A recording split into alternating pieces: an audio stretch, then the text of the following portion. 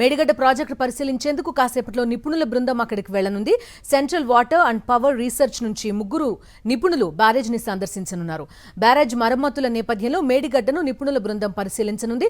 వరదను తట్టుకునేలా మరిన్ని cement blocks ఏర్పాటుపై study చేయనుంది. 7వ బ్లాక్ లో 8 గేట్లను ఎత్తేందుకు రంగం సిద్ధం చేసిన అధికారులు ఈ నేపథ్యంలో గేట్ల లిఫ్టింగ్, కెమికల్ గ్రౌటింగ్ పై నిపుణుల బృందం పలు సూచనలు చేయనుంది.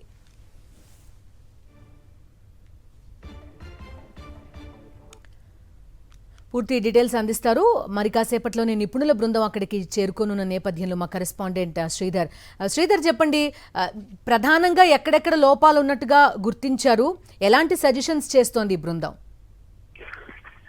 గత రాష్ట్ర ప్రభుత్వం ఏదైతే తెలంగాణ ప్రాంతంలో అత్యంత ప్రతిష్టాత్మక నిర్మించిన కాళేశ్వర బ్యారేజ్లో మేడిగడ్డకు సంబంధించి మేడిగడ్డలో ఏదైతే లోపాలు ఉన్నాయో దానికి సంబంధించి సవరించే కమిటీ గతంలో అనేక సార్లు కూడా వచ్చారు. ఈ రోజు కూడా కేంద్ర ప్రభుత్వం ఒక కమిటీని పంపించింది. ఎందుకంటే మేడిగడ్డకు సంబంధించి బ్యారేజ్ లో ఒకవేళ వర్షాకాలం స్టార్ట్ అవుతుంది కాబట్టి గోదావరి వరద నీరు పెరిగి ఎత్తిన నేపథ్యంలో గోదావరి ఏదైతే మేడిగడ్డ బ్యారేజ్ పూర్తి స్థాయిలో కొట్టుకోపోకుండా గతంలో ఏదైతే 7వ బ్లాక్ లోని 8 గేట్లు స్టక్ అయిపోయినాయి, ఆ గేట్లను తీసే ప్రయత్నం చేస్తున్న అధికారులు, స్థానిక ఇరిగేషన్ అధికారులు ప్రయత్నం చేస్తున్నారు. అయితే మేడిగడ్డ బ్యారేజ్ పూర్తి స్థాయిలో కొట్టుకోపోకుండా కేవలం 7వ బ్లాక్ లోని కొన్ని ఇప్పుడు ఏదైతే కుంగిపోయిన బ్లాక్లు మాత్రమే రిపేర్ చేస్తే సరిపోతుందా, లేకపోతే పూర్తి స్థాయిలో ఎటువంటి చేయాలనే నేపథ్యంలో కేంద్రం నుంచి అనేక సార్లు కూడా బృందాలు వచ్చాయి. ఈ రోజు కూడా అదే ప్రయత్నం చేస్తున్నారు. ఇరిగేషన్ అధికారులతో చర్చిస్తున్నారు. ఇప్పటికే 7వ బ్లాక్ లోని దాదాపు 8 గేట్లను రిపేర్ అది ఆల్రెడీ ఇరుక్కుపోయి ఉన్నాయి కాబట్టి వాటిలోని మట్టిని తీసే ప్రయత్నిస్తున్నారు. ఈ ఒక్కరోజు మాత్రం ఒక గేట్ ను తీసే ప్రయత్నం చేశారు. మిగతా 7 గేట్లు తీస్తే ఏదైతే గోదావరి ఉధృతంగా ప్రవహించే నేపథ్యంలో మేడిగడ్డ కొట్టుకపోకుండా ప్రయత్నాలే.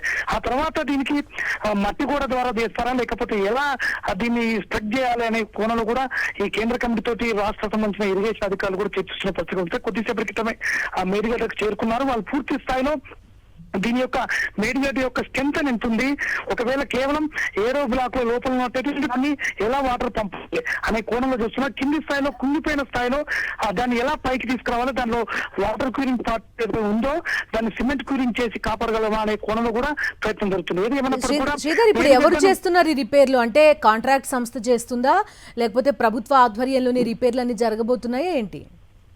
ఇటీవల కాలంలో ప్రతిపక్షాలు అసలు మేడిగడ్డను కాపాడే ప్రయత్నం చేయండి, ఎందుకంటే తెలంగాణ రాష్ట్రం అత్యంత దాదాపు 1,00,000 కోట్ల పైగా ఖర్చు పెట్టి నిర్మించిన ప్రాజెక్టు కాబట్టి కేవలం దీన్ని ఒక బూచిగా చూపించొద్దు, దీన్ని ఏమైనా మరమ్మత్తు చేసి కాపాడే ప్రయత్నం చేయాలని చెప్పి ప్రతిపక్షాలతో పాటు కొంతమంది కోరిన నేపథ్యంలో రాష్ట్ర ప్రభుత్వం మరమ్మత్తు చేయించడానికి రెడీ అయింది. అయితే మరమ్మత్తు చేపిస్తే ఏ కోణంలో దీన్ని కాపాడగలుగుతాం, ఎందుకంటే నేషనల్ సెక్యూరిటీ ఏదైతే డ్యామ్ సెక్యూరిటీ వాళ్ళ అధికారుల సూచన మేరకు గతంలోనే ఇటువంటి తప్పిదాలు జరిగినాయి కాబట్టి ఈసారి కేంద్ర ప్రభుత్వం సంబంధించిన సూచనల మేరకే చేయాలని రాష్ట్ర ప్రభుత్వం భావిస్తుంది. కాబట్టి ఎవరైతే ఈ రోజు వస్తున్న కమిటీ పూణే నుంచి కొద్దిసేపటి క్రితం ఇక్కడికి త్రిసభ్య కమిటీ వచ్చింది, వాళ్ళ సూచనలు కూడా చూస్తున్నారు. అయితే దీన్ని ఈసారి ఈ వర్షాకాలంలో కేవలం డ్యామేజ్ కూలకుండా వాటర్ ఎప్పటికప్పుడు పంపించే ప్రయత్నం చేయాలా, లేకపోతే వాటర్ నింపే ప్రయత్నం చేయాలనే కోణంలో ఈ సూచన జరిగే అవకాశం ఉంది. Bindu. Okay Sridhar, thank you.